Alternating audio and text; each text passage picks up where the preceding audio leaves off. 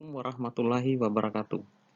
Yang pertama, marilah kita bersyukur atas kehadirat Allah Subhanahu wa Ta'ala, karena pada kesempatan yang berbahagia ini kita masih sempat belajar meskipun di rumah masing-masing secara daring melalui video pembelajaran tutorial online, yaitu di MTS Wangi-Wangi Timur.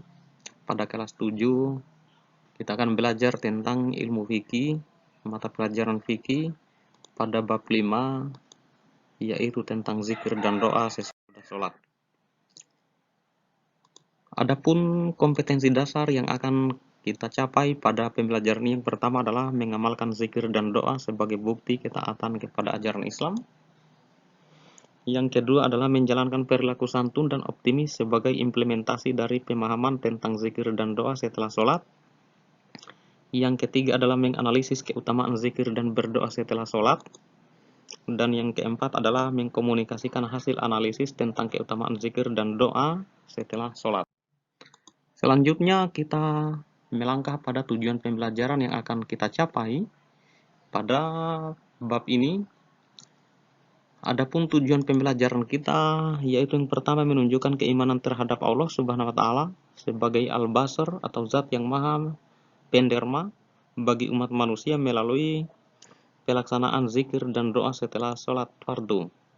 Kemudian yang kedua membuktikan keimanan terhadap Allah Subhanahu wa Ta'ala sebagai Al-Hakam atau Zat yang Maha menetapkan dalam kehidupan sehari-hari melalui pembiasaan sikap optimis dalam kehidupan sehari-hari. Yang ketiga, meyakini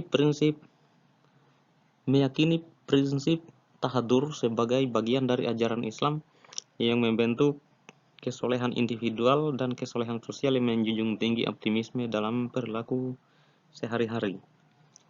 Yang keempat adalah membedakan pengertian berzikir dan berdoa setelah sholat fardu 5 waktu. Dan yang kelima adalah membuat kesimpulan tentang pentingnya berzikir dan berdoa setelah sholat fardu 5 waktu berdasarkan ayat-ayat Al-Quran dan hadis. Yang keenam adalah membandingkan berbagai tata cara dan bacaan berzikir dan berdoa setelah sholat fardu 5 waktu. Dan yang kelima adalah memilih salah satu dari berbagai tata cara dan bacaan berzikir dan berdoa setelah sholat fardu 5 waktu sebagai pedoman. Dan yang terakhir adalah mendemonstrasikan tata cara berzikir dan berdoa setelah sholat fardu 5 waktu berdasarkan tata cara yang dipilihnya sebagai pedoman. Demikian beberapa tujuan pembelajaran yang akan kita capai pada pembelajaran ini. Yaitu selanjutnya kita melangkah pada slide berikutnya tentang bagaimana zikir dan doa. Sebelum kita melihat bagaimana zikir dan doa, pertama marilah kita perhatikan gambar-gambar berikut ini sebagai pedoman kita. Bahwa gambar ini jika kita menganalisis adalah yaitu siswa-siswi atau sekolah yang sedang melaksanakan zikir dan doa secara berjamaah. Bahwasanya zikir dan doa tidak dapat dipisahkan satu sama lain, ibarat mata uang, dua sisi mata uang yang tidak dapat dipisahkan, karena berzikir tanpa berdoa sudah tidak lengkap rasanya. Dan berdasarkan gambar ini bahwa zikir dan berdoa dapat dilaksanakan secara berjamaah atau bersama-sama.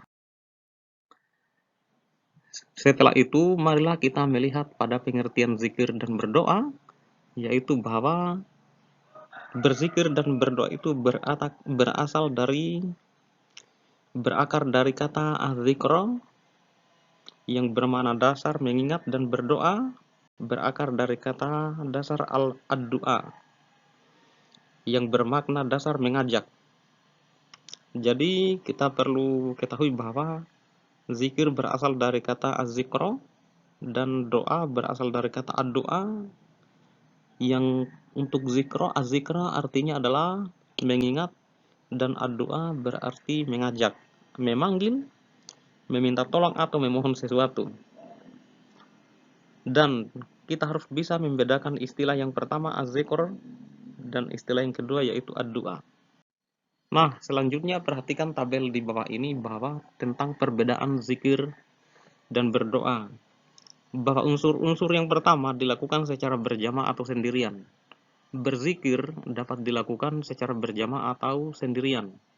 Berdoa juga pun begitu, bisa kita berdoa bersama-sama ataupun berdoa sendiri-sendiri boleh. Yang kemudian unsur kedua menggunakan bacaan tertentu. Berzikir tentu saja ada bacaannya yang tertentu, yang tersendiri, kemudian berdoa juga ada bacaan tersendiri. Kemudian mengikut sertakan hati yang terdalam.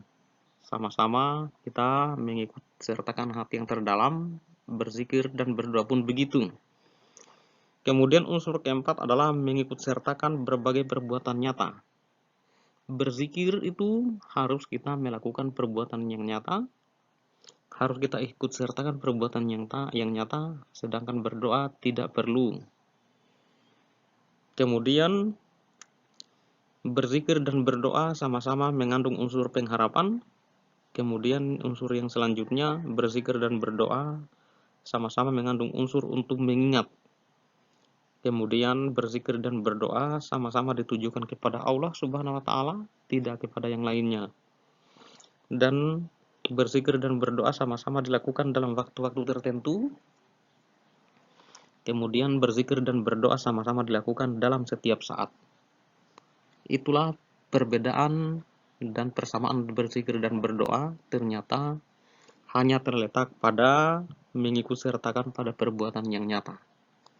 Selanjutnya kita melangkah pada slide berikutnya, bahwa dari kesimpulan pengertian berzikir dan berdoa itu, kita simpulkan sebagai berikut bahwa berzikir merupakan kegiatan ibadah yang dilakukan secara berjamaah atau sendirian dengan membaca bacaan atau melakukan perbuatan-perbuatan tertentu yang disertai penghayatan hati yang mendalam dalam upaya mengingat Allah Subhanahu wa taala di setiap waktu dan tempat. Kemudian berdoa itu merupakan kegiatan ibadah yang dilakukan secara berjamaah atau sendirian dengan membaca bacaan tertentu disertai dengan penghayatan hati yang mendalam agar harapan kita dikabulkan oleh Allah Subhanahu wa taala di setiap waktu dan tempat. Selanjutnya kita masuk pada dasar hukum dalam berzikir dan berdoa. Adapun dasar hukum berzikir dan berdoa yaitu kita angkat pada dalil nakli, yaitu Al-Quran dan hadis. Yang pertama, di dalam Al-Quran surat Al-Ghafir ayat 60, yaitu waqala rabbukum ud'uni astajib lakum innalladzina yastakbirun an ibadati syaidakhuluna jahannama dakhirin, yang artinya bahwa dan Tuhanmu berfirman, berdoalah kepadaku, niscaya aku akan perkenankan atau kabulkan bagimu, sesungguhnya orang-orang yang sombong tidak mau menyembahku akan masuk neraka jahanam dalam keadaan hina dina. Dari ayat di atas itu disebutkan bahwa ayat itu merupakan ayat yang menjelaskan tentang jaminan Allah Subhanahu wa taala yang akan mengabulkan doa para hambanya, kecuali orang-orang yang sombong yang meninggalkan berdoa. Dan orang-orang yang sombong dan tidak mau berdoa itu adalah akan mendapatkan azab yang disebut dengan neraka jahanam dalam keadaan hina. Kemudian hukum berikutnya adalah di dalam Al-Quran surat Al-Baqarah ayat 152, wazkuruni azkurkum washkuruli wala takfurun, yaitu yang artinya maka ingatlah kepadaku, aku pun akan ingat kepadamu, bersyukurlah kepadaku dan jangan kamu ingkar kepadaku. Bahwa di ayat itu disebutkan bahwa jaminan Allah bagi orang-orang yang berzikir pasti akan diingat pula oleh Allah. Jadi orang-orang yang berzikir itu mendapatkan balasan dalam hal ini akan diingat juga oleh Allah Subhanahu wa taala. Jika kita mengingat Allah Subhanahu wa taala, niscaya Ia akan mengingat kita juga. Ingat bahwa ketika kita diingat oleh saudara kita atau siapanya kita, maka sebuah kebanggaan bagi kita. Apalagi diingat oleh Allah Subhanahu wa taala, pasti kita akan mendapatkan sebuah keistimewaan. Kalau diingat oleh pimpinan tertinggi yang dalam hal ini misalkan bupati, maka pasti kita merasa bangga dan akan diberikan keistimewaan juga oleh bupati. Apalagi ini adalah diingat oleh Allah Subhanahu wa taala, Tuhan yang Maha Kuasa. Pasti kita akan diberikan hak istimewa olehnya. Selanjutnya kita melangkah pada hukum yang berikutnya. Di dalam Al-Qur'an surat Al-Baqarah ayat 186, wa idza sa'alaka ibadi anni fa inni qarib ujibu da'watad da'i idza da'ani falyastajibu li wal yu'minu bila la'allahum yarshudun. Dan apabila hamba-hambaku bertanya kepadamu Muhammad tentang aku, maka sesungguhnya aku dekat. Aku kabulkan permohonan orang yang berdoa apabila dia berdoa kepadaku. Hendaklah mereka itu memenuhi perintahku dan beriman kepadaku agar mereka memperoleh kebenaran. Al-Quran surat Al-Baqarah ayat 186, bahwa di dalam ayat ini menjelaskan bahwa jaminan Allah Subhanahu wa taala akan mengabulkan doa para hambanya. Kemudian hukum berikutnya yaitu di dalam surat Al-Ahzab ayat 41, ya ayyuhalladzina amanu uzkurullah zikran katsira, yaitu yang artinya wahai orang-orang beriman, janganlah dan ingatlah kepada Allah dengan mengingat namanya sebanyak-banyaknya. Bahwa di dalam ayat ini Allah menjelaskan bahwa ayat ini menjelaskan bahwa perintah Allah Subhanahu wa taala agar manusia selalu berzikir dalam jumlah sekuatnya. Jadi kita boleh mengingat Allah sekuat-kuatnya, sebanyak-banyaknya, semampu-mampunya. Kapan dan di mana saja kita mengingat Allah Subhanahu wa taala. Karena zikir bukan hanya melalui ucapan, tetapi zikir itu melalui perbuatan. Seperti apa kita berbuat, seperti itu adalah namanya zikir juga. Selama kita masih mengingat Allah, maka itulah yang disebut dengan zikir. Selanjutnya kita berada pada hukum yang berikutnya, yaitu di dalam hadis riwayat At-Tirmizi dan Imam Ahmad disebutkan bahwa seorang muslim yang berdoa kepada Allah dengan suatu doa yang tidak mengandung dosa dan tidak pula memutuskan hubungan silaturahim, niscaya Allah akan berikan kepadanya salah satu dari 3 keadaan, yaitu bisa jadi Allah percepat pengabulannya di dunia, atau Allah akhirkan pengabulannya nanti di akhirat, atau Allah ganti dengan menghilangkan keburukan yang sebanding dengan dosanya, dengan doanya. Maksud kami dengan doanya, bahwa di dalam ayat ini, di dalam hadis ini disebutkan bahwa isi doa tidak boleh mengandung unsur dosa atau yang dapat memutuskan persaudaraan.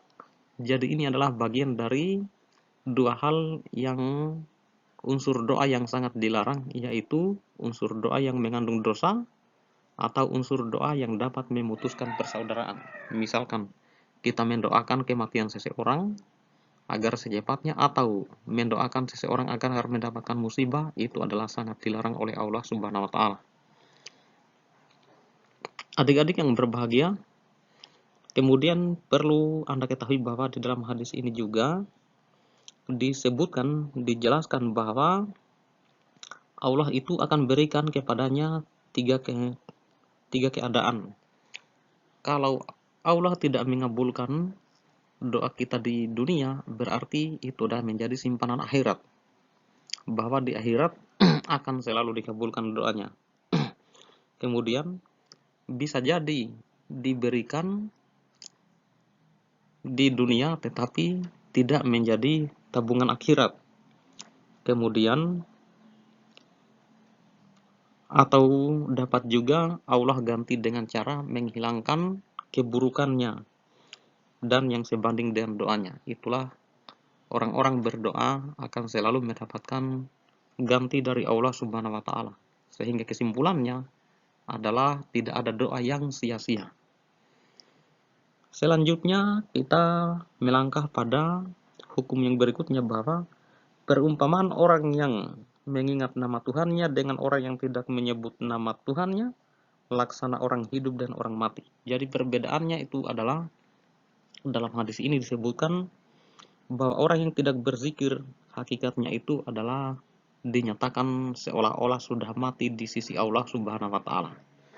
Sehingga bedanya orang yang selalu mengingat Allah Subhanahu wa taala dengan orang yang tidak pernah mengingat Allah Subhanahu wa taala dalam hal ini berzikir, berarti dia perbedaannya laksana orang yang hidup dengan orang yang mati. Selanjutnya marilah kita melihat pada hadis riwayat Muslim bahwa perumpamaan rumah yang digunakan untuk berzikir kepada Allah Subhanahu wa taala dengan rumah yang tidak digunakan untuknya laksana orang hidup dan orang yang mati. Sehingga kesimpulannya di sini bahwa di dalam hadis itu dijelaskan bahwa rumah tanpa diisi dengan berzikir dari penghuninya hakikatnya telah mati di sisi Allah Subhanahu wa taala. Bahkan di dalam hadis lain itu disebutkan bahwa rumah yang tidak pernah digunakan untuk berdoa dan berzikir itu laksana kuburan. Oleh karena itu, adik-adik yang berbahagia, marilah kita mengisi rumah-rumah kita dengan zikir-zikir dan doa-doa kepada Allah Subhanahu wa taala agar aroma malaikat dan aroma ketuhanan bisa masuk ke dalam rumah kita serta rezeki kita melimpah di tempat yang tidak disangka-sangka pada arah yang tidak diduga-duga. Amin amin ya rabbal alamin. Selanjutnya pada hukum yang berikutnya bahwa di dalam hadis riwayat At-Tirmizi disebutkan bahwa ditanya kepada Rasulullah Shallallahu Alaihi Wasallam, kapankah waktu berdoa yang lebih diperkenankan? Maka beliau menjawab, di bagian malam terakhir dan setiap selesai sholat fardu. Jadi di dalam hadis ini disimpulkan bahwa keutamaan berzikir dan berdoa itu adalah setelah sholat 5 waktu atau di bagian malam yang terakhir. Dalam hal ini di tengah malam yang paling afdol yaitu sekitar jam 1 malam sampai jam setelah terbit fajar. Itu adalah waktu-waktu yang sangat dianjurkan untuk berdoa karena di waktu-waktu itu, di waktu tersebut adalah pintu-pintu langit pun terbuka lebar bagi orang yang mau mengingat dan berdoa memohon kepada Allah Subhanahu wa taala. Nah, adik-adik, kita melangkah pada hukum yang berikutnya lagi. Di dalam hadis riwayat At-Tirmizi dan Ibnu Majah disebutkan bahwa maukah kalian aku tunjukkan perbuatanmu yang terbaik, paling suci di sisi raja kalian yaitu Allah Subhanahu wa taala dan paling mengangkat derajat kalian. Lebih baik dari kalian dari bersedekah emas atau perak dan lebih baik bagi kalian dari bertemu musuh kalian lantas kalian memenggal lehernya atau mereka memenggal leher kalian. Para sahabat bertanya, "Iya wahai Rasulullah." Beliau menjawab, berzikir kepada Allah yang Maha Tinggi. Di sini, dalam hadis ini, dapat disimpulkan yaitu tentang kelebihan berzikir di sisi Allah Subhanahu wa taala dibanding dengan amal perbuatan yang lainnya. Sehingga di sini kita boleh menyimpulkan juga bahwa berzikir dan berdoa itu yang lebih baik daripada bersedekah emas dan perak. Dan lebih baik dari bertemu musuh di medan perang pada saat kita berjihad. Lantas kita memenggal leher musuh kita. Perlu Anda ketahui bahwa memenggal leher musuh atau kita dipenggal leher kita oleh musuh dalam suasana perang berjihad membela agama Allah itu ternyata lebih baik sangat belum seberapa ternyata pahalanya dibanding dengan berzikir atau berdoa. Oleh karena itu bahkan disebutkan bahwa zikir dan doa merupakan senjata yang paling ampuh bagi umat muslim. Demikian penjelasan ini. Selanjutnya saya akan memberikan tugas individu untuk Anda. Silakan dikerjakan dengan baik dan tugas ini dapat dikumpul pada jam 4 sore atau jam 16.00 melalui jaringan pribadi atau dapat juga diantarkan di rumah guru bahasa Inggris, baik melalui file PDF, file foto maupun hard copy yang berbentuk kertas yang dapat diantarkan di rumah guru. Demikian penjelasan kami. Assalamualaikum.